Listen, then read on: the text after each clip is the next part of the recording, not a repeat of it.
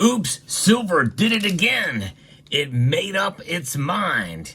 It is bucking the trend, and we're going to discuss exactly what it did and why we, as silver stackers, should be happy and excited about this metal.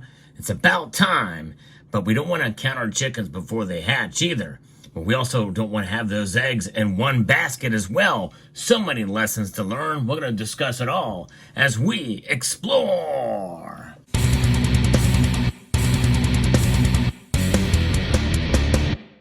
Silver's price has moved in a positive direction today, only by a little bit, but still, it's what gold did that makes this extra special, because again today, gold has fallen slightly and silver is up.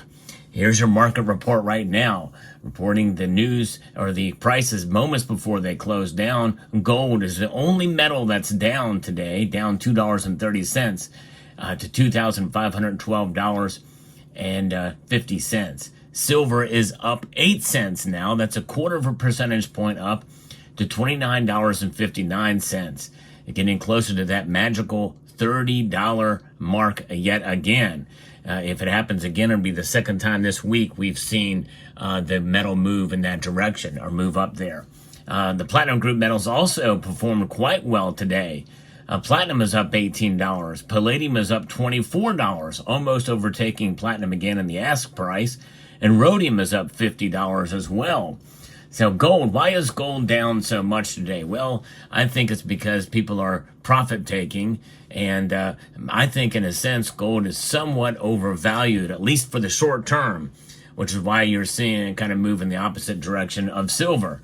And there's a lot of things that are going on in the market. And as far as the dollar index, which is the first thing we really like to check and see what's happening here. And the dollar index is down yet again. It's down to 101.19. That dollar strength is weakening here because most people agree that the Federal Reserve is going to cut rates by at least a quarter point. But there's some news there as well I'm going to get into in a moment. But the dollar is losing its status, not its status, status is still there. I reported on this a couple days ago. But it is not as strong as it once was. It is not as influential as it once was, going down 14% from 2002. And that is part and parcel to not only the weaponization of the dollar, but also the fact that it is inflating at a higher rate than they like. 2.9% is what we're seeing now in the inflation rate for the dollar's loss of value. And that means prices are not going down. They're going to continuing to rise at a rate less than they were last year at this time, but still nonetheless, it doesn't matter because even if inflation stopped cold in its tracks and it went down to 0%, we still have high prices. There's no really reason to celebrate any kind of inflation, in my view. You've heard about cost of living increases separate from raises from your employers. Well, the one thing about gold and silver, especially gold these days, is it's holding its own record highs. But these things are inflation fighters. Gold and silver are inflation fighters in the long term. And seen as monetary metals, they do have, and it will continue to prove themselves in that regard. It's pretty amazing indeed. So that's where the dollar index is having an effect. And so far, gold is ignoring that today, being down where it is. But nonetheless, it was up earlier in the day. In fact, it was $2,520 at the high today. But it did dip below $2,500 briefly earlier in the day as well. So the S&P, by the way, is up. So is the Dow Jones Industrial Average, well above 40,000 points again. The NASDAQ is up 102 points to 17,918. Where is all that coming from? Well, they are anticipating a Fed rate cut. The markets like that because it's more quantitative easing. It's more stimulus, essentially, and we are there. The Federal Reserve is really kind of in full force with M2 money supply creation yet again, folks. Which is going to exacerbate inflation down the road. And that increased inflation is something that is likely means that they are probably going to be happy with 2.5% or higher. And they're going to settle for that before there's a reset of the currency, which is down the pike. But it very well could be that the Federal Reserve will be okay with a higher level of inflation than 2%. This rate cut, I think, will signal that. Now, what has changed with the metrics of the rate cut? Well, right now, 63.5% are anticipating at least a quarter point rate cut. That's less than what it was. 70% last time or higher last time I reported on this. And now 36.5% think that it's going to be a half point rate cut in September. That is something. But I tell you what, in reality, we should not be doing this. We should keep rates where they're at, or in fact raise them if we really were serious about combating inflation. And they should definitely do more quantitative tightening, pulling the money supply out. But they don't want that because of political reasons. But their hand is somewhat forced here because the employment reports that have come out, well, they have been revised downward to the tune of over 800,000 jobs. Think about that, folks. And some estimates think that when it's all said and done, it's going to be a loss of 1 million jobs. And even with that, I think during the Biden administration, they're bragging about creating 15 million jobs, where a lot of those jobs were just a rebound from the closures from the pandemic. And that's number one. Number two, there's a lot of those were also government jobs, local, state, and federal. Number three, they were hiring a lot of illegal aliens, taking up a lot of the service industry jobs and the like.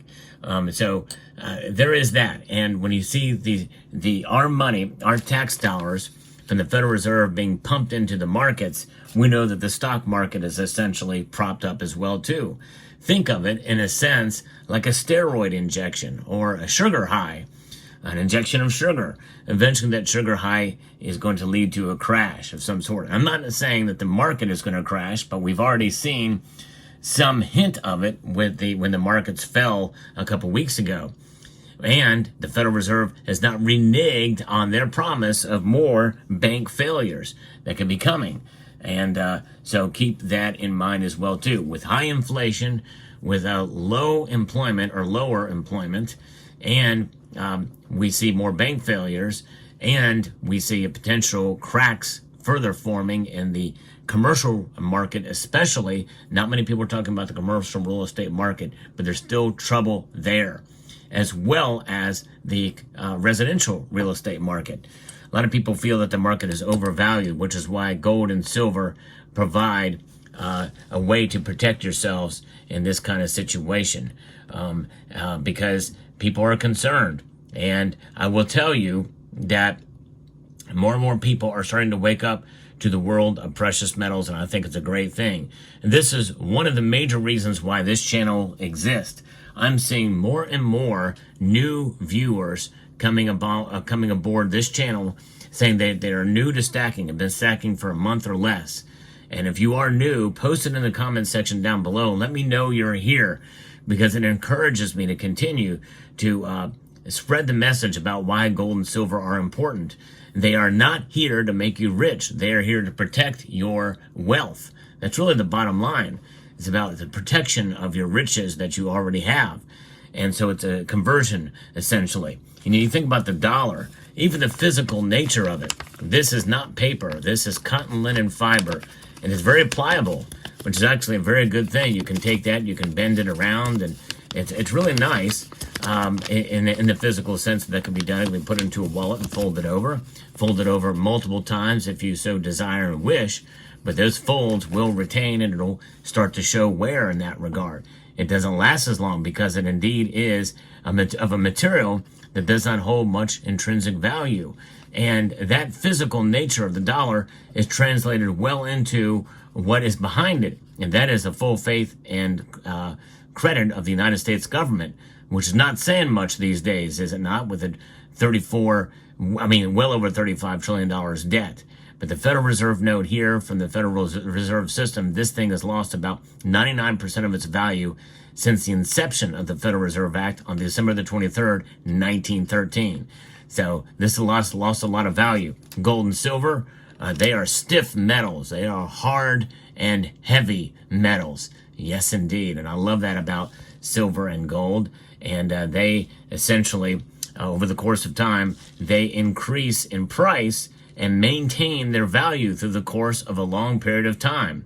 Prices will fluctuate, but if you buy utilizing a dollar cost averaging strategy, you are going to preserve your wealth over the long course of that time with both silver and gold. But what we are seeing today with silver outperforming gold and in the exact opposite direction, I think is another sign that silver is trading less so as a commodity, as an industrial metal, but more so as a safe haven protection, like gold.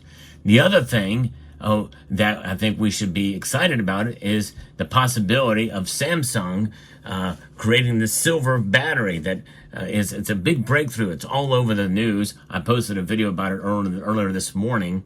So I'm going to link to it at the end screen of this video, and I hope you will check it out. But that is big news. Again, it's potential possibility. We'll see how it plays out. But everybody is talking about it now, and hopefully we'll get some reports from Samsung that it will be coming into fruition sometime, maybe within the next 5 years. We'll see. If that happens and we start to see it adopted widely, watch out. And this is why, as an investment, it may be good to hold on to your silver as an investment for that case. See, commodities essentially can be utilized as investments as well. And it's very rare that I would make that case for silver. And again, there's a lot of unknown factors, timing being the biggest one, but I assume that this technology is obviously at its infant stages, but nonetheless, it sounds like it's viable. Let me know what your thoughts are about silver and its action today. I hope you found this video informative, insightful, and educational. I want to extend a multitude of gratitude to each and every one of you for taking the time to watch, and to encourage you to please rate, share, comment, and subscribe.